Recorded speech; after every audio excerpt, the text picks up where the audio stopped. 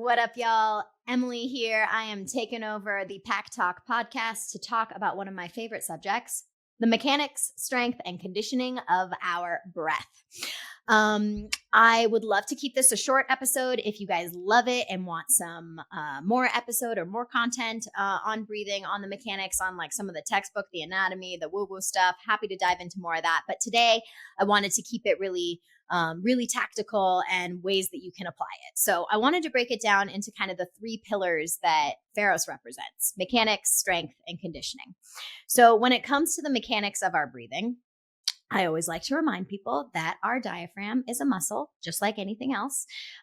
Just like all other muscles, it can be trained and it should be trained, especially if you are strength training or doing any conditioning work.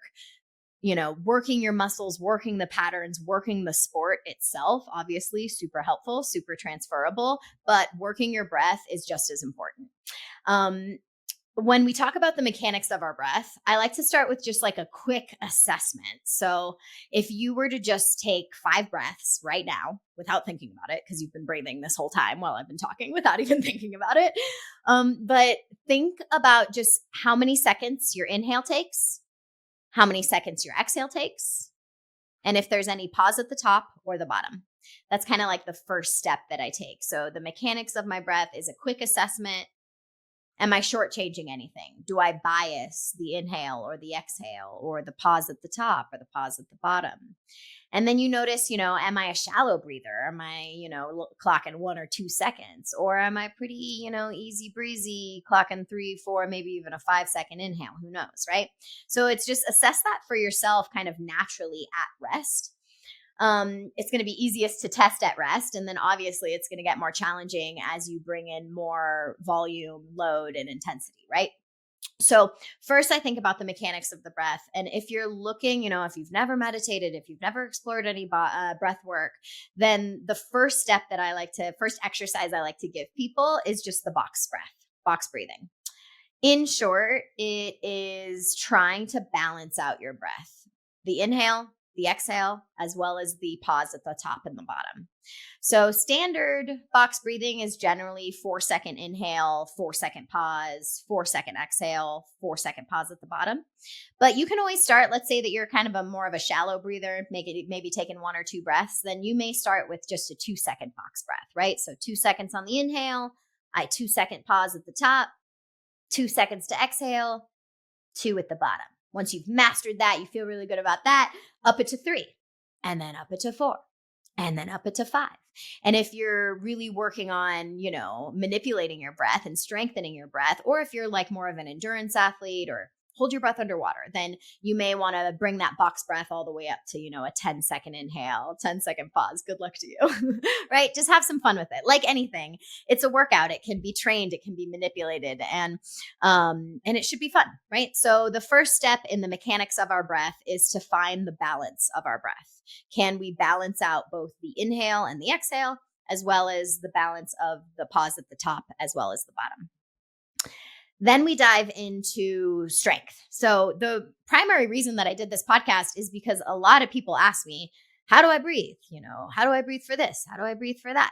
And when it comes to strength, I always say, here's what I always say. The quick answer, if you listen to no rest of this podcast, is exhale when you need it the most, right? So I inhale to prep and I exhale when I need it the most. I recruit what I need and exhale, I use it, right? So that's pretty common in strength training. We say exhale on the exertion or on the concentric, right? Like people will say it different ways, but I always like to say the quick little cue is exhale when you need it the most. Now, if I were to boil that down into a little bit deeper, I'm going to think about the 3 different ways that I may breathe depends on the load, right? So I'm going to breathe differently if I'm air squatting as compared to doing my 1 rep max back squat, right? I'm going to breathe differently for the volume. So I might breathe in a different way for 5 squats than I do for 50 squats, right?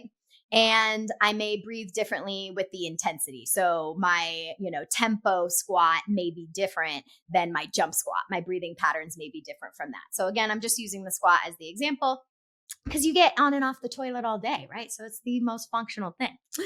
The strength of our breath. First, we look at, okay, well, what is the load, volume, or intensity by which I am, asked to perform this exercise, right? And then I like to say that you can basically breathe in 3 different ways. The first one is going to be for the most beginner. It's going to be for anyone who has any injuries, anyone that is working with some instabilities or just wants more support throughout the range of motion. So I say, number 1, inhale to prep, exhale to move, right? So this is going to be a little bit different than most. I'm going to inhale to prep my air squat, and then I'm going to exhale throughout the entire range. So as I come down and as I come up, right? I did this all throughout pregnancy. So in order to, maintain that intra-abdominal pressure without, putting it into weirder places and feeling like I got everything secure, I really brought in that breathing technique. So inhale to prep, exhale to move. The second way that you breathe, and this is probably the most common, I am going to inhale on the eccentric and then I will exhale on the concentric. So if I'm using my squat, I inhale as I come down, and then as I exhale, I'm standing up with the weight or with my body. And that makes sense, right? Because inhale as I come down to the ground, gravity's helping me. It's easier. Exhale, I'm resisting gravity. I'm pushing against some weight, either my own body weight or excess weight, and needing to drive out of that, right? So I'm going to exhale there. And then the third way that you may breathe is, let's say that the load is even more. So we're kind of reserving this for, if you know percentages, we're thinking like 85 to 100% of your one rep, but like the heaviest that you can imagine, that it really is going to require a ton of recruitment of your core stability and like maintaining that intra-abdominal pressure and that cylindrical support from your core and from your breathing. So we do kind of a mini Valsalva maneuver. So that would be that I take an inhale, and then I'm going to hold it. I'm going to think about pushing the air against my cylindrical core in all directions, right? 360, all the way around me, human floaty device. And then I'm going to exhale when the rep is done. So a good example of this is, if I'm back squatting now, 1 rep maxing, getting up there in weight. Mine's like, what we just did was like, 235. I think I got 235, right? So 235 is underneath there. I'm going to take an inhale to prep. I'm going to hold it. I'm going to hold it on the way down. I might even hold it as the bottom because I want to maintain that cylindrical support, right? I don't want to let it go too early for fear that I might lose that maintain that positioning, right? So I'm going to inhale, I'm going to hold it. And then as I complete the rep, or as I'm like standing up that last couple inches, I'm going to squeak out my exhale, right? So 3 different ways to breathe. I can inhale to prep, exhale to move. I can inhale on the eccentric, exhale on the concentric, or I can inhale to prep, hold it, and then exhale, let it go, right? Again, trying to reserve those for like super heavy ranges. Like there's no need to do that for air squats. And a lot of people do that. So check, look at your, seeing if you're like working at 35, 50%, if you are known as kind of that like, and then holding it. Try to bring in some of those other couple maneuvers of breathing and see if that kind of changes things, makes you feel like you have more core support, different strategies in the bank, and that you're not going to pass out, right? Because that's the thing about Valsalva. The tendency is that like it can just make you lightheaded and dizzy and all of that kind of stuff, constrict some blood vessels. So be careful on that. So that is how you're breathing for strength. And then there's conditioning, right? And there's kind of a few different conditioning pieces. So there's like conditioning, like how you breathe on the rower or on the bike or on the ski erg, right? And then there's the conditioning pieces of how you're just, going for a jog or going for a super really long endurance hike, or if you're doing, 7 minutes of burpees or doing something like, insane like that. Or if you're doing barbell cardio. So all the CrossFitters in the house know what it is that I'm talking about, right? But different forms of cardio where it is bringing up some of that intensity. And you may not be able to breathe in the same, 1 rep at a time, inhale, exhale, that kind of thing. So when you're breathing for cardio, it's a lot more rhythmic, naturally, a lot more cadenced. And I like to think about that I'm either thinking about that I'm counting my inhales and exhales or that I'm counting my foot strikes. I know that sounds weird, but like if I'm running, sometimes it's like I'm gonna inhale every 3 steps, I'm gonna exhale every 3 strikes. I'm gonna inhale every 3 strikes, I'm gonna exhale every 3 strikes. Or I inhale for 3, exhale for 3, right? So I'm thinking about how I'm going to bring the rhythm and the cadence into my cardio, right? I also want to think about cardio. Usually it can increase intensity, increase pressure. I want to try to breathe in a way that can be as cool, calm, and collected.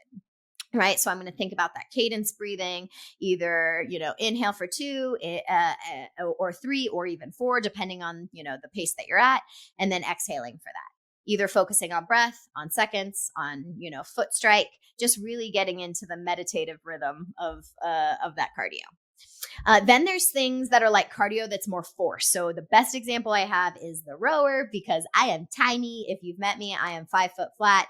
And while I have I got real powerful legs, I am, the rower is the weakest thing on me. So when I'm rowing, I really think that I'm still exhaling. I'm thinking of it as like a mixture of that strength breath where I'm inhaling and then exhaling on that concentric.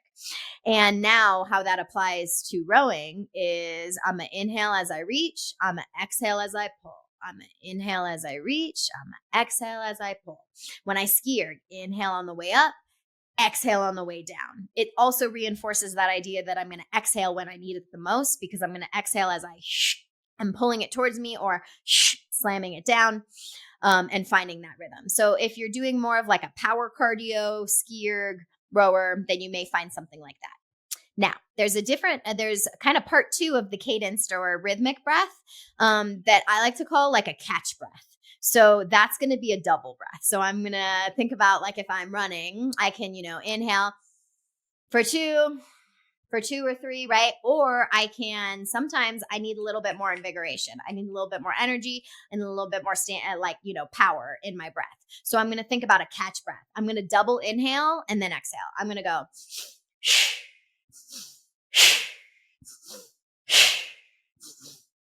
right? So I'm taking 2 inhales and then my exhale. You can also kind of double it up with your exhale. Sometimes people go inhale, exhale.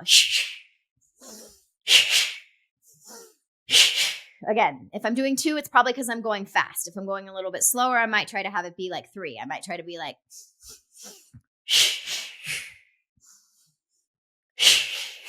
right? You'll notice, and maybe you don't if you're just listening to me, but if you were watching me, then you notice that my whole body gets into it, right? Like it's not just like I'm now thinking about my breath. I'm bringing the breath into the mechanics of my body and trying to like really find that rhythm so I can become one. After all, breath is an automatic thing. It happens without us even having to think about it. So if we do bring in a little intention, a little attention, then we really can strengthen both our ability, like our core stability, as well as our ability to maintain higher loads, as well as our endurance to be able to apply that to more conditioning efforts. So all that to say, I love training breath. I love thinking about it in every workout. I go in, I look at the workout, I think, okay, what are the mechanics? What do I need my body to do? And then how am I going to breathe doing it? Then I ask, okay, then what load and volume and all of that am I going to go for? But I love bringing the breath aspect into kind of the strategy of each and every workout that I do.